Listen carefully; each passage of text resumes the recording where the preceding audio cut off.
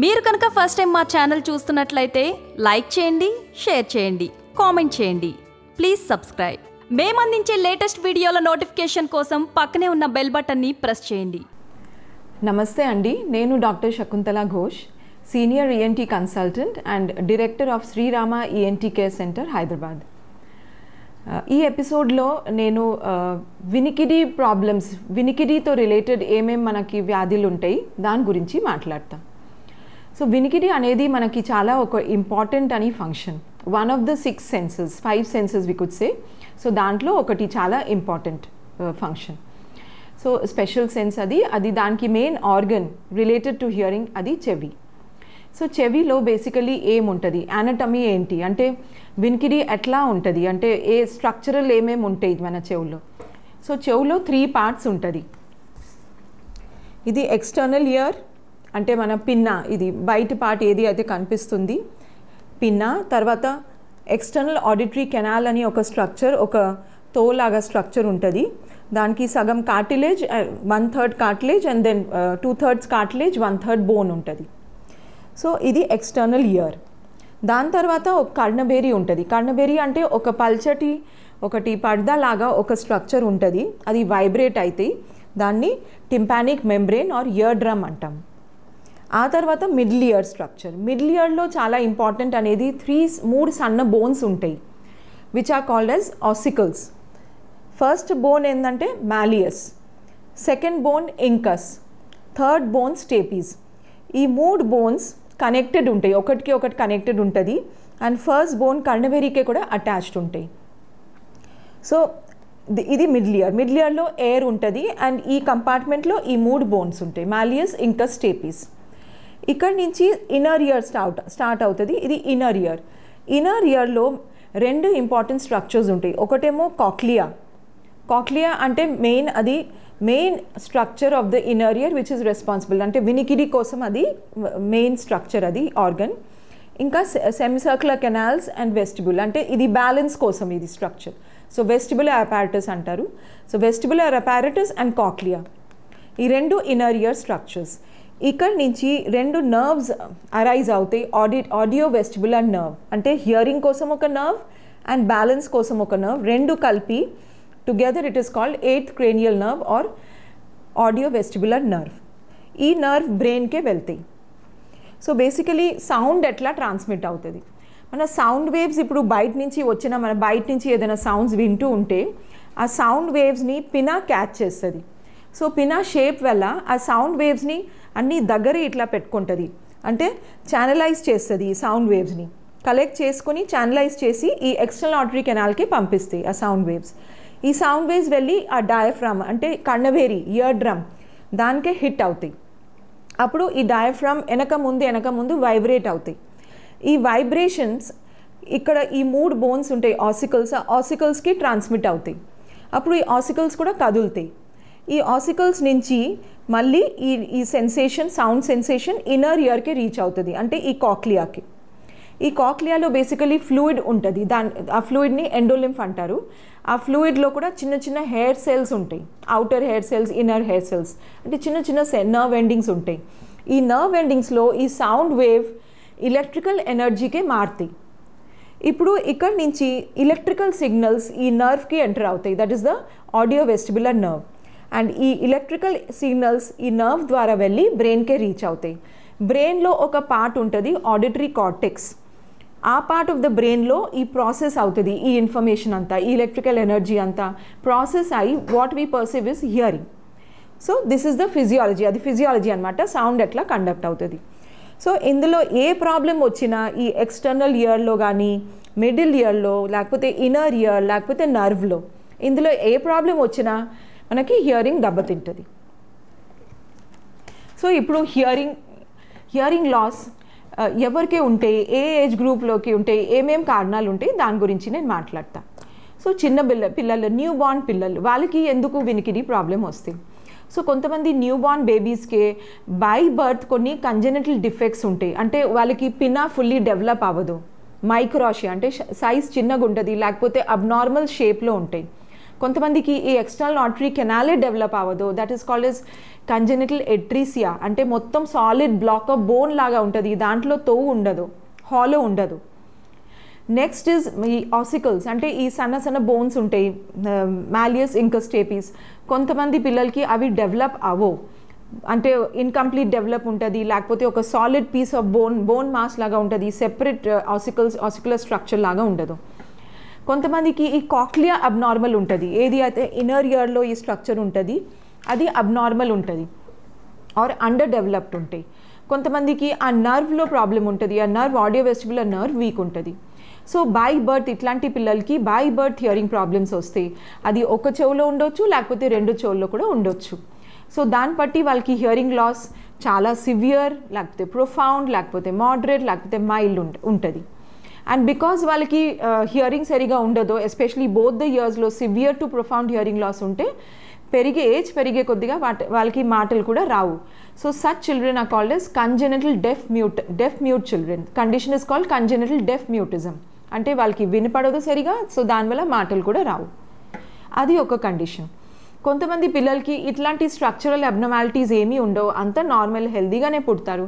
కానీ severe jaundice, లేకపోతే severe neonatal infection, అంటే పుట్టినప్పుడే వాళ్ళకి మదర్ నుంచి లేకపోతే ఇమీడియట్లీ ఆఫ్టర్ బర్త్ వాళ్ళకి సివియర్ లైఫ్ థ్రెటనింగ్ ఇన్ఫెక్షన్ వచ్చి ఐసీయూలో పెట్టి బాగా హెవీ వాళ్ళకి వెంటిలేటర్ థెరపీ, ఐవీ యాంటీబయాటిక్స్ అట్లాంటి ఇవ్వటం వల్ల కూడా కొంతమంది పిల్లలకి బై బర్తే హియరింగ్ దెబ్బతింటాయి.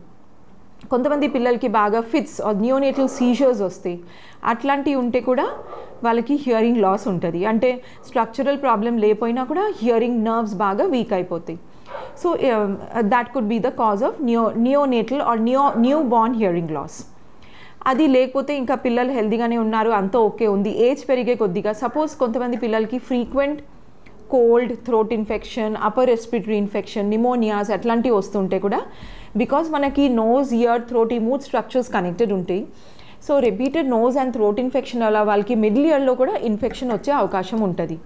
కొంతమంది పిల్లలకి అడినాయిడ్స్ టాన్సిల్స్ బాగా ఎన్లార్జ్ ఉంటాయి, దానివల్ల కూడా రిపీటెడ్ వాళ్ళకి గ్లూ ఇయర్ అంటే మిడిల్ ఇయర్లో ఒక థిక్ బంకలాగా ఫ్లూయిడ్ ఫామ్ అవుతుంది. Instead of air, the air gets replaced, ఆ యూస్టేషన్ ట్యూబ్స్ బ్లాక్ అయిపోయి వాళ్ళకి ఫ్లూయిడ్ ఫామ్ అవుతుంది, దానివల్ల కూడా హియరింగ్ ప్రాబ్లమ్స్ రావచ్చు. ఇంకేం కామన్ కాజెస్ ఉంటాయి హియరింగ్ లాస్కి in the younger children? Most common cause could be impacted wax.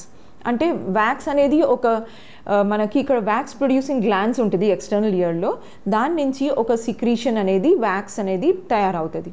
So basically ఆ వ్యాక్స్ ప్రొటెక్టివ్ ఉంటుంది, it filters the dirt and whatever foreign particles which enter the ear, protection ఉంటుంది. But in some cases ఆ wax చాలా hard ఉంటుంది and అది impact అయిపోతుంది, అలాంటి అప్పుడు కూడా హియరింగ్ ప్రాబ్లం రావచ్చు చిన్నపిల్లల్లో. Then I said mentioned already earlier that వాళ్ళకి ఇన్ఫెక్షన్, మిడిల్ ఇయర్ ఇన్ఫెక్షన్ అంటే బాగా జలుపు చేసి మిడిల్ ఇయర్లో పస్ ఫామ్ అయ్యి బాగా సివియర్ వాళ్ళకి బాగా ఇన్ఫెక్షన్ వచ్చి ఇయర్ డ్రమ్ అంతా రెడ్డిష్ అయిపోయి బల్జ్ అయ్యి మిడిల్ ఇయర్లో పస్ ఫామ్ అయితే కూడా హియరింగ్ ప్రాబ్లం రావచ్చు. బట్ ఇవి టెంపరీ కండిషన్స్, ఇవి క్యూరబుల్ అండ్ ట్రీటబుల్, అది మెడిసిన్స్ యూస్ చేస్తే అది క్యూర్ చేయొచ్చు ఈ condition. Other than that certain foreign bodies, for example accidentally చిన్నపిల్లలు ఒక్కొక్కసారి ఇయర్ క్లీన్ చేయటం, ఇయర్ బడ్స్ లేకపోతే మ్యాచ్ స్టిక్ లేకపోతే సేఫ్టీ పిన్స్ అట్లాంటివి యూస్ చేసి ఇయర్ డ్రమ్కి ఇంజ్యూర్ అయ్యి ఇయర్ డ్రమ్లో హోల్ పడితే రప్చర్ అయితే, లేకపోతే ఏమైనా ఇన్ఫెక్షన్ రిపీటెడ్ చెవులో ఇన్ఫెక్షన్ వచ్చి కన్నవేరికి రంధ్రం పడితే చీమ్ బయటకు వస్తే దానివల్ల కూడా హియరింగ్ ప్రాబ్లం రావచ్చు చిన్నపిల్లల్లో. Other than that very rare cause will be some tumours which are not common in the children age group, they can occur in the middle age or the very senior, the elderly age group. ఇప్పుడు middle age problems వస్తాయి, middle age దగ్గరికి వచ్చినప్పుడు what could be the causes అంటే ఏం కారణాల వల్ల hearing loss రావచ్చు. So first of all like I said wax, అది ఒక common cause for hearing loss. Second thing is ఈ రిపీటెడ్ ఇయర్ ఇన్ఫెక్షన్, అది అక్యూట్ సపరేటివ్ ఓటైటిస్ మీడియా అంటే చెవులో కన్నవేరిలో హోల్ పడి పస్ రావటం because of cold or other things, లేకపోతే ఓటైటిస్ మీడియా అంటే జలుపు చేసి యూస్టేషన్ ట్యూబ్స్ బ్లాక్ అయ్యి దానివల్ల మిడిల్ ఇయర్లో గ్లూ లాగా ఫామ్ అయ్యి దానివల్ల ఇన్ఫెక్షన్ వచ్చి అట్లా హియరింగ్ లాస్ రావటం. క్రానిక్ సపరేటివ్ ఓటైటిస్ మీడియా అంటే రిపీటెడ్గా ఇట్లా ఇన్ఫెక్షన్ వచ్చి ఇక్కడ మాస్టాయిడ్ బోన్లో కూడా ఇన్ఫెక్షన్ వచ్చి మాస్టోడైటిస్ మిడిల్ ఇయర్లో పస్ ఫామ్ అయ్యి దానివల్ల అదర్వైజ్ కొలెస్టెటోమా ఫామ్ అయ్యి గ్రాన్యులేషన్స్ ఆర్ పాలిప్స్ అట్లాంటి చెవుల్లో ఇన్ఫెక్షన్స్ కారణాల వల్ల మిడిల్ ఇయర్లో ఇన్ఫెక్షన్స్ వల్ల హియరింగ్ లాస్ రావచ్చు. What are the other conditions seen in the middle age group, that is 40 to 60 years? ఒకటేంటంటే hearing loss because of a condition called otosclerosis. ఓటోస్క్లిరోసిస్లో ఏమవుతుందంటే అది 3 బోన్స్ 3 ఆసికల్స్లో ఒక ఆసికల్ పేర్ స్టేపీస్. ఆ స్టేపీస్కి ఒకటి ఫుట్ ప్లేట్ లాగా ఉంటుంది. ఆ ఫుట్ ప్లేట్లో ఒక్కొక్కసారి సిమెంట్ ఫామ్ అవుతుంది, కాల్షియం డిపాజిట్ అవుతుంది. సో దానివల్ల ఆ స్టేపీస్ అనేది ఫిక్స్ అయిపోతుంది, అది మూవ్ అవ్వదు, ఫిక్స్డ్ అండ్ ఇమొబైల్ అయిపోతాయి. సో సౌండ్ వైబ్రేషన్స్ ఇన్నర్ ఇయర్కే క్యారీ అవ్వదు. సో ఈ కండిషన్ని ఓటోస్క్లెరోసిస్ అంటారు. అది జెనెటిక్ కూడా ఉండొచ్చు, హెరిడిటరీ, లైక్ మనకి సిబ్లింగ్స్ పేరెంట్స్కి ఉంటే కూడా మనకి రావచ్చు, లేకపోతే it can happen otherwise also de novo. అది ఒక చెవుకే ఎఫెక్ట్ అవ్వచ్చు, లేకపోతే 2 చెవుల్లో. ఇట్లాంటి అప్పుడు కూడా హియరింగ్ లాస్ వస్తాయి. And it is more common in the women, the females, in the age group 30 to 60 years ఆ ఏజ్ గ్రూప్లో. ఇంకోటి కండిషన్ ఉంటుంది nerve weakness. So nerve weakness అనేది ఎన్నో కారణాల వల్ల ఉంటాయి. ఇప్పుడు పిల్లలు ఏంటంటే చిన్న ఏజ్ నుంచి అవి కనిపిస్తున్నాయి. ఏంటంటే చిన్నపిల్లలు ఎక్కువగా హెడ్ ఫోన్స్, ఇయర్ ఫోన్స్ వాడతారు. ఆన్లైన్ క్లాసెస్ కోసం కూడా వాళ్ళు ఇయర్ పాడ్స్ పెట్టుకొని కొన్ని గంటలు అట్లా వాళ్ళు క్లాసెస్ వింటారు. ఇప్పుడు పాండమిక్లో చాలా అది కామన్ అయింది ఈ మధ్య కాలంలో. తర్వాత అది లేనప్పుడు కూడా వీడియో గేమ్స్ ఆడటానికి, ఏదైనా ఫోన్లో వీడియోస్ అట్లాంటివి చూసుకోవటానికి వాళ్ళు ఇయర్ ఫోన్స్ రెగ్యులర్గా యూజ్ చేస్తారు, పిల్లలు కానీ పెద్దోళ్ళు కానీ. తర్వాత కొంతమంది అడల్ట్స్ వాళ్ళకి వర్క్ ప్లేస్లో ఎక్కువ సౌండ్ ఎక్స్పోజర్ ఉంటుంది. So for example heavy machinery sound, లేకపోతే చాలా నాయిజీ ప్లేసెస్లో పనిచేసిన వాళ్ళు, కొంతమంది డీజేస్, ప్రొఫెషనల్ లైక్ డీజేస్, వాళ్ళు ఎక్కువగా లౌడ్ మ్యూజిక్ పెడతారు. So they are expose to the sounds. అట్లాంటి వర్క్ ప్లేసెస్లో continuous high decibel sounds for many hours together అట్లా ఎక్స్పోజర్ అయితే కూడా మనకి వినికిడి తగ్గిపోతుంది, నర్వ్స్ వీక్ అయిపోతాయి. ఇయర్స్ పార్షలీ అది nerve part or outer hair cells, cochlea, ఈ స్ట్రక్చర్స్ డ్యామేజ్ అవుతాయి. సో దానివల్ల కూడా హియరింగ్ లాస్ రావచ్చు. ఇంకా ఓల్డ్ ఏజ్లో సేమ్ ఇదే problem, nerve weakness can happen in a condition called presbyacusis. అంటే అక్కడ డీజనరేట్ అవుతాయి, మన హెయిర్ సెల్స్ ఉంటాయి కాక్లియాలో, లేకపోతే నర్వ్, అవి డీజనరేట్ అవుతాయి because of the ageing process. సో అప్పుడు ఒక చెవులో కానీ 2 చెవుల్లో initially high frequency hearing loss, ఆ తర్వాత గ్రాడ్యువల్గా ప్రోగ్రెస్ అయితే middle and low frequency hearing loss కూడా రావచ్చు. అది పెద్ద వాళ్ళకి అబవ్ 60 years ఏజ్ వాళ్ళకి ఈ కండిషన్ జరగవచ్చు. Very rarely. And then there is another condition which I would like to mention. It is called Meniere's disease. Meniere's disease kuda ee 40 to 60 years age group valki raavochu. So inner ear or cochlea lo adi fluid untadi, endolymphatic fluid. ఆ fluid కి pressure బాగా ఎక్కువ పెరిగిపోయి రిపీటెడ్గా పేషెంట్కి attacks of giddiness, తర్వాత చెవుల్లో buzzing sound రావటం, వినికిడి తగ్గిపోవటం అట్లాంటివి జరుగుతాయి. సో ఈ కండిషన్ని మెనియర్స్ డిజీజ్ అంటారు. సో ఇట్లాంటి కండిషన్స్లో కూడా వినికిడి తగ్గిపోతుంది. Rarely కొన్ని conditions like tumors. So tumor can happen in the middle ear or in the inner ear or in the brain. So ఈ tumors చాలా rare. For example elderly age గ్రూప్లో కొంతమందికి స్క్వేమస్ సెల్ కార్సినోమా అట్లాంటివి రావచ్చు in the middle ear or the external ear, దానివల్ల hearing loss. And there is another condition called vestibular schwannoma. So vestibular nerve ఉంటుంది, auditory vestibular nerve. ఆ నర్వ్లో ఒక్కొక్కసారి tumour form అవుతుంది. సో దానివల్ల ఇది చెవు నుంచి బ్రెయిన్కి వెళ్ళే నర్వ్ పాత్వేలో ఇన్ ద సెర్బ్రోపాంటైన్ యాంగిల్ అని ఒక ప్లేస్ ఉంటుంది, ఆర్ ఇంటర్నల్ ఆర్టరీ మియాటస్లో. అక్కడ ట్యూమర్ వల్ల ఆ నర్వ్ కంప్రెస్ అవ్వటం అండ్ దానివల్ల హియరింగ్ తగ్గిపోవటం అట్లా జరగవచ్చు, which is one of the rare conditions. But we should keep in mind while looking up, while examining a case of hearing loss. So ఇవి కొన్ని కండిషన్స్ ఉంటాయి వినికిడి తగ్గిపోవటానికి. సో ఎలా డయాగ్నోస్ చేయాలి? సో పేషెంట్ మన దగ్గర వచ్చినప్పుడు we ask them a detailed history, that ఏమైనా చెవులో పెయిన్ వచ్చిందా, పస్ వచ్చిందా, లేకపోతే ఎగ్జామిన్ వాళ్ళకి ఏమైనా అసోసియేటెడ్ సిమ్టమ్స్ ఉంటాయి. For example buzzing sound in the year, లేకపోతే గిడ్డినెస్ అట్లాంటి సిమ్టమ్స్ ఏమైనా ఉన్నాయా, హిస్టరీ ఆఫ్ ఎనీ ట్రామా, చెవికి ఏమైనా దెబ్బ తాకి అట్లా బ్లీడింగ్ అయిందా చెవికి, లేకపోతే ఇంకేమైనా పడ్డారా వాళ్ళు అట్లాంటి, దానివల్ల కూడా హియరింగ్ ఏమైనా తగ్గిందా, సడన్గా తగ్గిందా, ఏమైనా ఫీవర్ వచ్చిందా, ఇన్ఫెక్షన్ లాంటి, వేరే ఏదైనా టైఫాయిడ్, మెనింజైటిస్ అట్లాంటి కండిషన్స్ ఉంటే కూడా, లేకపోతే కొంతమందికి కీమోథెరపీ డ్రగ్స్ ఇంటేక్ వల్ల కూడా ఒక్కొక్కసారి హియరింగ్ లాస్ వస్తాయి, నర్వ్స్ వీక్ అవుతాయి. సో ఇట్లాంటి డీటెయిల్ హిస్టరీ తీసుకోవటం ఇంపార్టెంట్. డయాబెటీస్ కంట్రోల్లో ఉందా లేదా, then we see the age group of the patient, we ask them any past history of ear discharge, అట్లాంటి కొన్ని అన్ని thorough history. Then we come to examination. So proper ear examination చేయాలి. Ear ఎగ్జామినేషన్లో external ఇయర్లో ఒక్కొక్కసారి wax form అవుతుంది, అది ఏమైనా ఉంటే అది క్లీన్ చేసి ఇయర్ డ్రమ్ అట్లా ఉండి ఇయర్ డ్రమ్లో ఏమైనా హోల్ ఉందా లేదా, లేకపోతే ఇయర్ డ్రమ్ బాగా రెడ్డిష్ అయి బల్జ్ అవుతుందా, లేకపోతే మిడిల్ ఇయర్ నుంచి ఏమైనా పస్ వస్తుందా బయటికి, అలాంటివి చెక్ చేస్తాము. ఓటోస్కోపీ చేసి కూడా డీటెయిల్ ఎగ్జామినేషన్ చేస్తాము.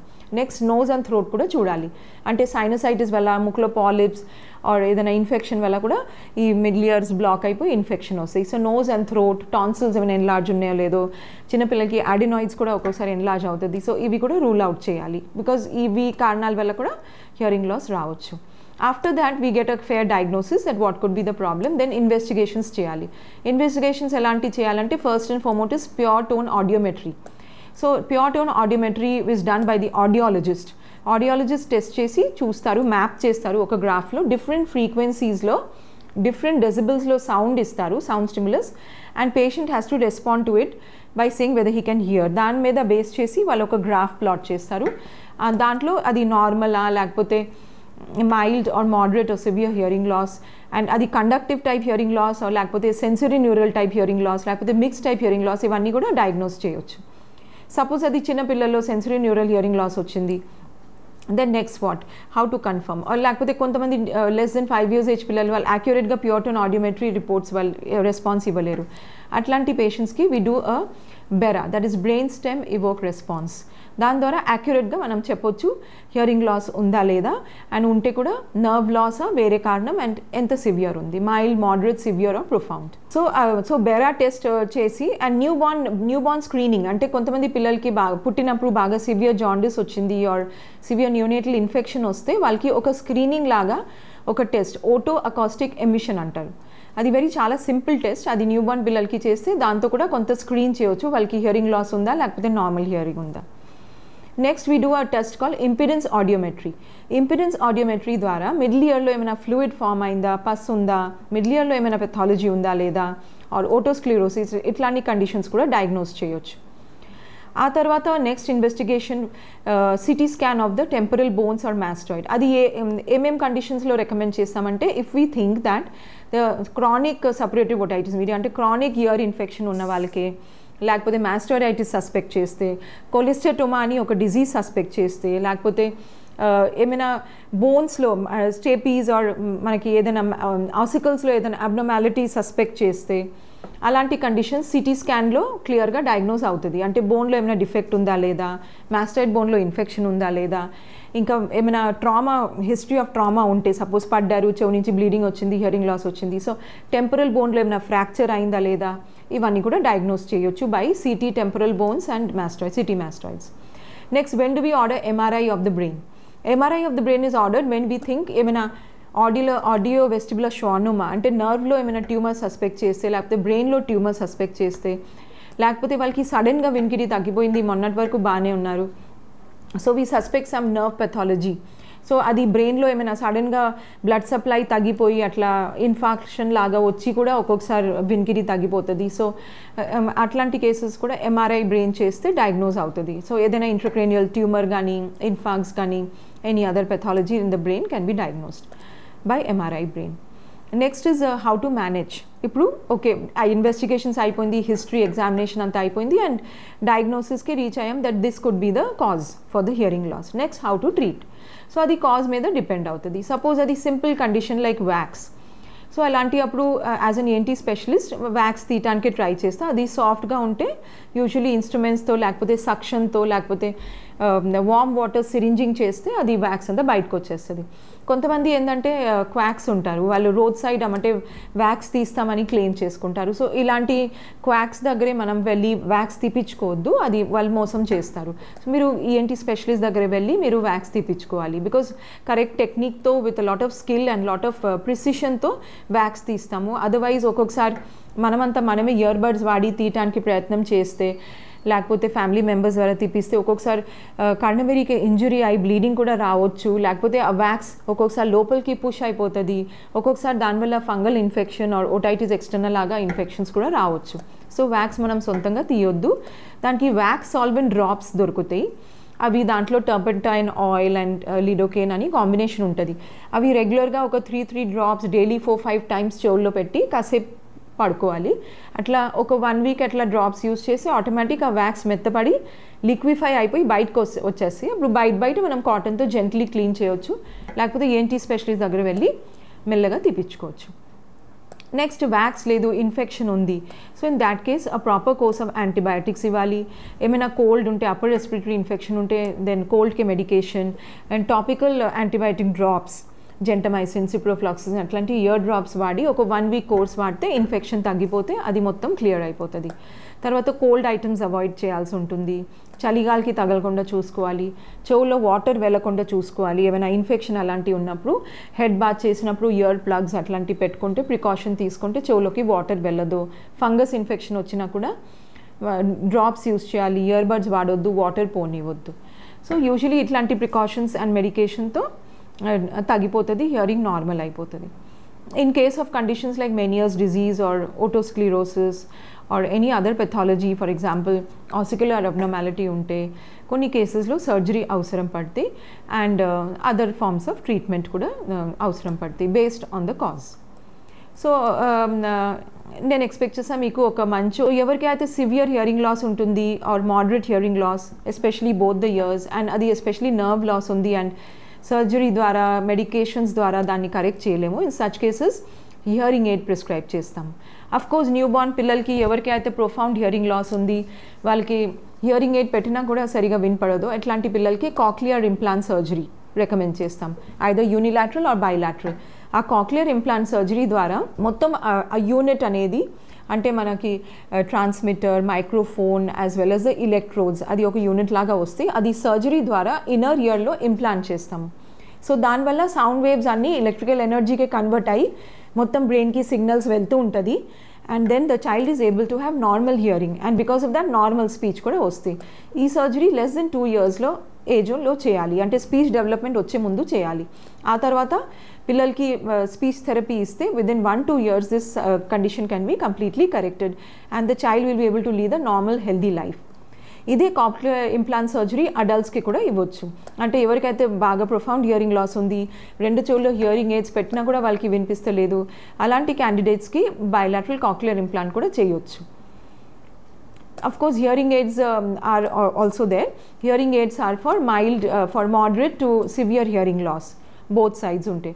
Hearing aids కూడా 2 రకాలు ఉంటాయి. ఒకటేమో బిహైండ్ ద ఇయర్ ఉంటుంది, అంటే ఫైన్ ఒకటి microphone component, amplifier microphone component 2 ఉంటాయి. సో యాంప్లిఫైయర్ చెవు వెనకాల పెట్టి లోపల ఒక పార్ట్ పెడితే that is called behind the hearing aid. ఇంకోటి in the canal or in the ear hearing aid, అది బయట నుంచి కనపడదు, మొత్తం లోపల అది మెజర్ చేసి మన ఎక్స్టర్నల్ ఇయర్ది మోల్డ్ తీసుకొని అది షేప్ చేసి దాన్ని ఇన్సైడ్ ద ఇయర్ ఫిట్ చేయవచ్చు, అది బయట నుంచి కనపడదు.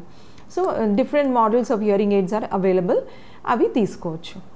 So thank you friends. అది హియరింగ్ గురించి మీకు ఒకటి నేను ఎక్స్ప్లెయిన్ చేశాను, కాజెస్ ఏమేమి ఉండొచ్చు, సిమ్టమ్స్ ఏముంటాయి, ఏ ఏజ్ గ్రూప్లో ఈ కండిషన్ రావచ్చు, ఎలా మేనేజ్ చేయాలి.